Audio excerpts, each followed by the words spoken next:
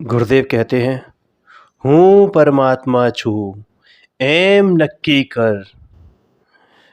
बहन श्री, इसका क्या अर्थ है? हर किसी को परमात्मा कहते हैं। क्या ये जीव अभी वर्तमान अवस्था में पामर नहीं है? देखो, गुरुदेव कहते हैं कि तू परमात्मा है, पामर नहीं है। उनका ये कथन द्रव्य दृष्टि से है और पूरी तरह सत्यार्थ है। गुरुदेव सबको भगवान ही कहते हैं। अरे ये आत्मद्रव्य कहीं से पामर नहीं है, पूरा का पूरा भरा पूरा है, भरचक है, इसलिए परमात्मा ही है। और उस परमात्म द्रव्य में से ही परमात्म पना, समझ में आई बात? यानी परमात्म द्रव्य में से ही परमात्म पना आता है, यानी द्रव्य में से ही पर्याय प्रकट होती है। जैसा वो है वैसी ही पर्याय निकलती है। पामरता है, अरे वह तो पर्याय की अपेक्षा है। जो भावनाशील हो वह ऐसा कहता है कि हे प्रभु, आपने हमें, मतलब हम पामर को प्रभु बनाया। गुरु आपने हमें भगवन बताया। समझ में आया? तो हमें प्रभु बताया है। प्रभुता मेरे में भरी है इसलिए प्रभु बताया है। उसमें कहीं से प्रभुता लानी या कहीं बाहर से प्रभुता लानी है, वैसा नहीं है। प्रभुता तो प्रकट भी तभी होगी जब आप अपने को प्रभु मानोगे, प्रभु स्वीकार करोगे। जो प्राप्त होता है, जो प्राप्य होता है, उसी की प्राप्ति होती है। लेकिन बाहर में कोई देव शास्त्र गुरु के प्रति विरोधी बातें कर रहे हैं तो उस समय मतलब हम मुमुक्षु होकर कैसे शांति बनाए रखें? क्योंकि ऐसा कितना इस समय चल रहा है माहौल कि देव शास्त्र गुरु की भी लोग निंदा कर देते हैं। भाई, निंदा प्रशंसा ये सब पुद्गल की वर्गणाएं हैं। देव शास्त्र गुरु तो छोड़ो, कोई तुझे तेरी निंदा नहीं कर सकता। देव शास्त्र गुरु की तो बात ही निराली है। जिसे अपने भगवान आत्मा का प्रयोजन सिद्ध करना है, वह अमुक प्रकार की मर्यादा के बाहर जाता ही नहीं है। उसे विभाव परिणति चाहिए ही नहीं। जिसका प्रयोजन आत्म सिद्धि का है, जिसे आत्मा की लगन लगी है, वह आत्मार्थी, जिसे अभी विभाव परिणति का एकत्वपना छूटा नहीं, तथापि मर्यादा से बाहर नहीं जाता, और तभी वह आत्मा को साध सकता है, आत्मा प्राप्त कर सकता है। अन्यथा आत्मा कहां से प्राप्त हो? आत्मा का प्रयोजन ही ना हो तो उसे आत्मा मिले कहां से? जिसका प्रयोजन होता है वह वही तो पा सकता है। जिसका प्रयोजन ही नहीं, वो उसे मिले कहां से? अमुक पात्रता तो होनी ही चाहिए। सबको विचार बदलकर शांति रखनी चाहिए। ये गाली और गोली मेरे स्वभाव में है ही नहीं। ना मैं दे सकता और ना मैं ग्रहण कर सकता। और जिसको जो करना है वो करे। ये तो अनादिकाल से ऐसा होता आया है। समव शरण में खड़े होकर लोग भगवान को गाली दे देते हैं, सामने बैठे हुए तीर्थंकर को गाली दे देते हैं, तो फिर इन लोगों की तो क्या बिसात है? इसलिए बिल्कुल शांति बनाए रखें और अपने में विचार करें, मैं तो नहीं हूं, मैं तो बना बनाया प्रभु हूं, जो मेरे भगवान ने, मेरे गुरु ने मुझे बताया है। मेरे प्रभु ने मुझे ये बताया कि तू मेरे जैसा भगवान है, और मेरे गुरु ये बोलते हैं कि तू परमात्मा है। इस बात का तुझे निर्णय करना है।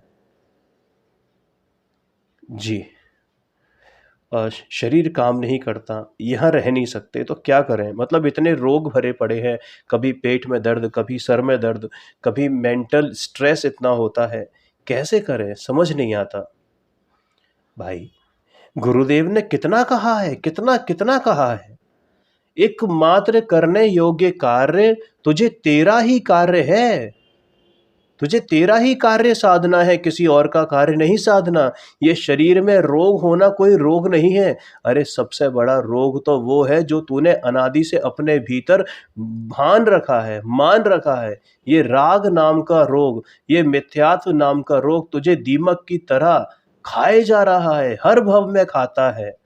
एकमात्र तुझे ये समझ कि केवल एक ध्येय होना चाहिए, आत्मा का ध्येय, आत्मा का ही कार्य करना है। शरीर कहाँ आत्मा है और कहाँ आत्मा शरीर है। रोग और ये वेदना कुछ भी आत्मा में है ही नहीं, आत्मा उनसे भिन्न है। मैं जानने वाला हूँ, जाननहार हूँ, और रोग मुझ में होता है ऐसी बात ही नहीं है। रोग होता हो तो होता हो, मेरे में नहीं है। शरीर के प्रति राग होने से, उसमें एकत्व बुद्धि के कारण, उसमें प्रेम के कारण, रोग में नहीं शरीर में, है ना। तो इस वजह से वो जुड़ जाता है। लेकिन भाई शांति बनाए रखना, विभाव भावों से निकलकर आना, अपने स्वभाव को ग्रहण करना, यही तो मर्यादा पुरुषोत्तम की निशानी है, यही तो पुरुषोत्तम है। भेद ज्ञान का प्रयत्न करना कि मैं जाननहार, मैं जानने वाला, मैं ज्ञायक भगवान आत्मा अभी के अभी इन सब रोग शोक आदि विकारी भावों से, यहाँ तक कि इन राग द्वेष विकारी भावों से, ये रोग शोक तो मुझ में है ही नहीं, ये तो अत्यंता भाव है, यहाँ तक कि ये जो विभाव परिणाम है इनसे भी भिन्न हूं। बाहर उदय में आए तो आए, मेरा स्वरूप थोड़े ही है, ये शरीर मेरा थोड़े ही है। शांति बनाए रखना। गुरुदेव ने क्या कहा, तो उसका विचार करना, उस तत्व का विचार करना, आत्मा का स्वरूप विचारना, देव शास्त्र गुरु को हृदय में बसाए रखना, उनका स्मरण करना। मैं ज्ञायक हूं, ये रोग भिन्न और मैं भिन्न हूं। पेट में दर्द होता हो, ये पेट दर्द ये पेट ही मेरा नहीं है तो दर्द मुझे कहां से होगा। अरे वो स्यालिनी 3 दिन तक मुनिराज को खाती रही, लेकिन मजाल है कि वो टस से मस हुए हों, टस से मस हुए। वो तो आयु पूर्ण हो गई, वो सर्वार्थ सिद्धि चले गए। जलती हुई सिगड़ी दुर्योधन के भांजे ने 5 पांडवों पर रखी, वो हुए टस से मस, हटाने का प्रयास किया। क्यों? क्योंकि भेद ज्ञान निरंतर जारी था, उपयोग गया ही नहीं। ये शरीर मेरा नहीं तो ये सिगड़ी मेरा क्या कर सकती है। सुकौशल मुनिराज को उनकी ही पूर्व भव की माता खाती रही। क्या हुआ? गज कुमार मुनिराज के साथ क्या हुआ, सेठ सुदर्शन के साथ क्या हुआ। और चलो ये तो मुनि अवस्था में थे, गृहस्थ अवस्था में बात करो। सती अंजना, माता सीता, क्या हुआ इनके साथ, क्या क्या नहीं हुआ, लेकिन फिर भी इन्होंने उससे जुड़ान नहीं किया। हो सकता है हमें दिखे जुड़ते हुए, लेकिन अंतरंग से, अंदर से दोनों को पता था ये मेरा स्वरूप नहीं है, ये मेरे ऊपर ये उपसर्ग नहीं हो रहे हैं। मुझे जंगल में नहीं भेजा जा रहा, ये तो शरीर को भेजा जा रहा है। मैं तो अभी के अभी उस असंख्यात प्रदेशों में अपने द्रव्य गुण पर्यायों में ही रहने वाला हूं। समझ में आया? जब भी कभी दर्द हो, जब भी कभी स्ट्रेस हो, अपने अंदर महसूस करो क्या, कि मैं तो ज्ञायक भगवान आत्मा हूं, ये रोग मुझ में है ही नहीं, ये आकुलता मुझ में है ही नहीं। भले ही आकुलता हो, लेकिन मैं तो आत्मा हूं, ये रोग ये राग मेरा स्वरूप नहीं है। ऐसा विचार कर शांति बनाए रखना और बारंबार ज्ञायक भगवान आत्मा का स्मरण करना। रोग तो शरीर में आते रहते हैं, शरीर है तो रोग है ही, वे आत्मा में नहीं आते, वे कहीं आत्मा का स्वरूप नहीं है। जब तक ये शरीर है, रोग मुक्त तू कभी हो ही नहीं सकता। सब उदय में आते हैं, परंतु आत्मा इन सब से भिन्न है, ऐसा गुरुदेव ने कहा है। ये वाक्य हमेशा अपने हृदय में गोद लेना, बिल्कुल गूंथ लेना, टैटू बना लेना इनका। सनत कुमार चक्रवर्ती को कितना भारी रोग हुआ, मुनि हुए और अंतर में आत्मा में लीन रहते थे। देवों ने कहा कि रोग मिटा दें। अरे स्वयं को लब्धि थी, अपना ही थूक लगाते तो रोग मिट जाता, क्षण भर में मिट जाता। वादी राज मुनिराज क्या चाहते तो अपना रोग स्वयं नहीं नष्ट कर सकते थे, लेकिन ऐसा नहीं किया। रोग तो किसी को भी आ सकता है, उदय तो उदय होगा तो उदय आएगा ही ना, औदैहिक भाव है भाई। लेकिन मैं मैं क्या हूं? मैं एक ज्ञायक भगवान आत्मा, ज्ञायक जानने वाला, मैं मात्र साक्षी हूं, मैं मात्र ज्ञायक हूं और इन सब रोग आदि विकारी परिणामों से भिन्न हूं। जी, सत्संग की इच्छा रहती है किंतु बाहर नहीं जा सकते, उलझन हो जाती है। कई बार रोग आदि के कारण, कई बार राग आदि के कारण और कई बार प्रमाद के कारण। इच्छा तो होती है लेकिन बाहर जा नहीं सकते सत्संग वगैरह, या कभी स्थिति ऐसी बन जाती है जैसे अभी कोरोना काल में हुआ। भाई, घर में रहकर जो हो सके वो करना। घर में रहते रहते भी तो हो सकता है। अब इसको अन्यथा ग्रहण मत करना कि जाने की सामर्थ्य है, सारे दरवाजे खुले हुए हैं और पास में या तेरी रीच में है सत्संग, और फिर भी तू प्रमादवश नहीं जा रहा। ये तेरी कमजोरी है, इसमें कोई कुछ नहीं कर सकता। लेकिन अगर कहीं मजबूरी है, शरीर साथ नहीं दे रहा, नहीं उठ पाने की सामर्थ्य है, कोई सहारा नहीं है, तो अपने घर में अपने साथ सत्संग कर, अपने देवशास्त्र गुरु का स्मरण कर, वह सत्संग है। सत्संग की, श्रवण की इच्छा करने की इच्छा होती है, परंतु यदि वह पूर्ण ना हो तो घर में रहकर भी हो सकता है। भाव अच्छे रखे जा सकते हैं। घर में रहकर स्वाध्याय आदि जो हो सके वो करना। शरीर साथ ना दे तब क्या कर सकते हैं? ये मेरा नहीं है। देवशास्त्र गुरु के सानिध्य में जाने की इच्छा हो परंतु नहीं आ सके तो क्या है उपाय? अरे भाई, सबसे बड़ा उपाय यह है कि अपने अंदर बैठे हुआ जो देव, अपने अंदर बैठे हुआ जो गुरु और अपने अंदर बैठी हुई जो श्रुत ज्ञान रूपी शास्त्र, अरे उसका सानिध्य ले, उसकी उपासना कर, उसकी साधना कर। अंतर आत्मा में अच्छे विचार ला। कोई उलझन हो तो बारंबार विचारों को पलटते देखकर शांति बनाए रख। कुछ ऐसा कर कि तेरा विचार, तेरे विकल्प कम से कम अशुभ में ना लगे। अपने परमात्म स्वरूप को याद कर, अपने देवशास्त्र गुरु का स्मरण कर। लेकिन ये तब है जब तू मजबूर है, नहीं जा सकता। लेकिन यदि कहीं सत्संग हो रहा है और तेरी जाने की सामर्थ्य है और तू प्रमादवश नहीं जा पा रहा, तो भैया फिर तो तेरी ही भूल है। जी, अपने को अनुभव नहीं हुआ है तो यह कषाय की मंदता है, आत्म शांति नहीं। ऐसा भेद कर सकता है क्या? मतलब अभी अनुभव ही नहीं है तो, लेकिन कषाय की मंदता है और फिर भी आत्म शांति नहीं है, तो ऐसा कैसे भेद हो? भाई, जो अनुभवी नहीं है वो भी भेद कर सकता है। जो सच्चा आत्मार्थी हो, जिसे आत्मा ग्रहण करना हो, वह भी भेद कर सकता है। भेद ज्ञान कहाँ होता है? सबसे पहले भेद ज्ञान तो मिथ्यात्व की अवस्था में ही होता है। सम्यक दर्शन किसका फल है? कि भेद ज्ञान का फल है सम्यक दर्शन। तो फिर तो भेद ज्ञान वो सम्यक दर्शन होने के बाद करेगा या भेद ज्ञान सम्यक दर्शन होने से पहले करेगा? तो जब भेद ज्ञान करे तो सम्यक की प्राप्ति हो ना, उसके बाद अनुभव आए। इसलिए भेद पहले होता है। यदि भेद पकड़ ना सके तो उसकी दृष्टि बराबर नहीं है। समझ में आया? यानी अगर वो भेद विज्ञान नहीं कर सकता है, इसका मतलब ये कि उसका रास्ता सही नहीं है, कहीं ना कुछ गड़बड़ है। जो भेद पकड़ नहीं सकता वह मिथ्या कल्पना करके मंद कषाय में, बल्कि मंद कषाय भी क्या कहें, शुभ लेश्याओं में संतोष मान लेता है। परंतु जिसे सच्ची जरूरत हो तो उसे मंद कषाय में संतोष नहीं होता।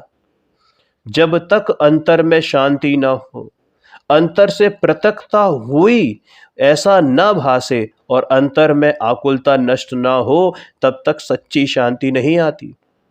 हालांकि यदि मंद कषाय में शांति मान ले, मतलब क्या कि यानी अगर मंद कषाय में वो शांति मान ले तो इसका मतलब ये कि उसे जिज्ञासा भी झूठी है, यथार्थ नहीं है। खूब क्वेश्चंस करता है, खूब जिज्ञासा रखता है, लेकिन अगर वो मंद कषाय में अपने आप को ये मान रहा है कि मुझे सम्यक हो गया केवल मंद कषाय के बूते पर, और अनुभव हुआ नहीं है तो उसकी जिज्ञासा भी झूठी है। जिसे सच्ची जिज्ञासा हो वह कहीं भूल नहीं खाता, अटकता नहीं है। उसे मंद कषाय में संतोष आता ही नहीं है। कहीं अटकता नहीं है कि मंद कषाय हो गई तो बस यही। वो विकल्प तो चल रहे हैं और जरा से कम विकल्प हुए, उसी को वो क्या मान लिया कि निर्विकल्प दशा हो गई, यही मैं निराकुल हो गया। नहीं भाई, भूल है, भूल है, भूल है। जो आत्मार्थी होता है ना, उसे इसमें संतोष नहीं आता। उसे मालूम है कि अभी कुछ भी प्राप्त नहीं हुआ है। अंतर से जुदी दशा भासित होनी चाहिए, वह भासित नहीं होती। और जो वास्तव में जो दशा उसे आई है ना, वो मेरी दशा नहीं है, संतोषी नहीं है वो। यदि संतोष आ जाए और थोड़े में बहुत मान ले तो उसके पुरुषार्थ की मर्यादा आ जाती है। सच्चे आत्मार्थी के पुरुषार्थ की मर्यादा आती ही नहीं है। पुरुषार्थ का फल मिलता है सीधे अरिहंत दशा में जाकर। तब तक पुरुषार्थ चलता रहता है, चलता रहता है। उसे ऐसा लगता है कि अंतर में अभी कुछ करना बाकी है, लेकिन ये आकुलता नहीं होती, मतलब उतावलापन नहीं होता। बताया था ना अभी एक दो दिन पहले कि उतावलापन नहीं होता। ज्ञायक को, आत्मार्थी को कभी भी उतावलापन नहीं होता। हाँ, संतोष नहीं होता, पुरुषार्थ में कमी नहीं रखता। अभी अंतर में से पलटकर जो शांति आनी चाहिए अभी आई नहीं है। भले ही मंद कषाय हो, परंतु अंतर में से कुछ अभी भासित उसे हुआ नहीं है। शांति लगती है, लेकिन अभी आत्मा का कोई भिन्न स्वरूप भासित नहीं हुआ, अतः वह शांति यथार्थ नहीं है। इस प्रकार सच्चा आत्मार्थी हो तो वह संतोष मानता ही नहीं है। जी, लेकिन जिसे अनुभव हुआ हो वह भेद कर सकता है, परंतु जिसे अनुभव नहीं हुआ वह ठगा नहीं जाएगा। अब उसे जब मालूम ही नहीं है कि ये सच्ची बात है या झूठी बात है ना? उसे तो ऐसा लगेगा कि ये तो साक्षात अनुभव हो ही गया। ज़रा से विकल्प कल कम हुए तो उसमें वो निर्विकल्पता मान बैठा है। पर उसे तो मालूम ही नहीं था कि पहले जैसी दशा, पहले कैसी दशा थी और अब कैसी दशा है। वास्तविक दशा कैसी होनी चाहिए। भाई, सच्चे जिज्ञासु को मंद कषाय की शांति हो, तथापि अंतर में संतोष नहीं आता। अंतर में से जो आकुलता छूटनी चाहिए वह छूटी नहीं है, और अंतर में कुछ भासित नहीं होता। इसलिए सच्चा आत्मार्थी हो वह ठगा नहीं जाता। उसने आगम के अनुसार, अपने अनुमान ज्ञान से, तर्कों से, गुरु के उपदेश से, गुरु के सानिध्य में ये निर्णय किया है कि ये स्वरूप मेरा नहीं है, मेरा स्वरूप अभी मुझे भासित ही नहीं हुआ। उसे मालूम है आगम में ये स्वरूप नहीं है, गुरु ने ऐसा स्वरूप बताया ही नहीं था। उससे मिलान करता है, जैसा वस्तु स्वरूप आगम में आया है, यदि वैसा वस्तु स्वरूप नहीं है, वैसा अनाकुल आनंद नहीं है, तो इसका मतलब कहीं ना कहीं खचास अभी बाकी है। तो वो ठगा क्यों जाएगा?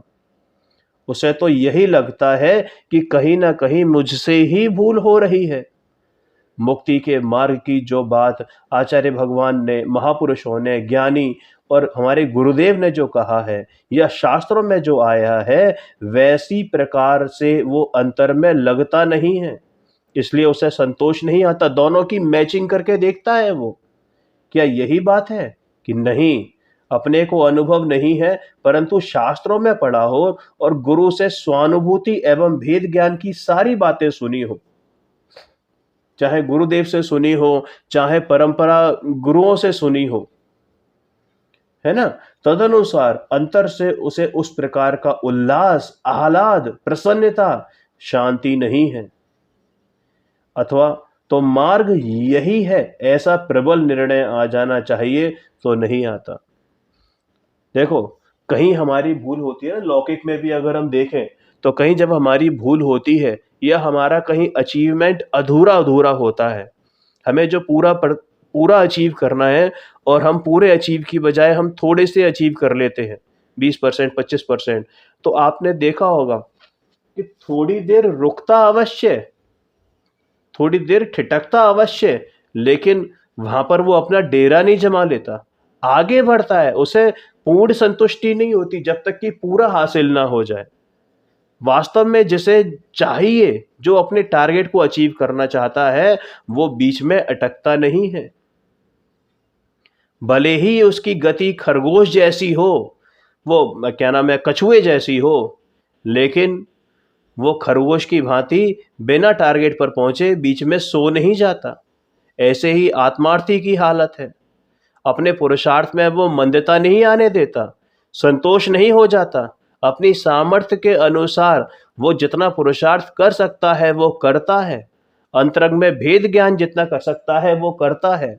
निर्णय करता है, आगम से निर्णय करता है और उसके अनुसार अनुमान ज्ञान से और तर्कों से निर्णय करता है।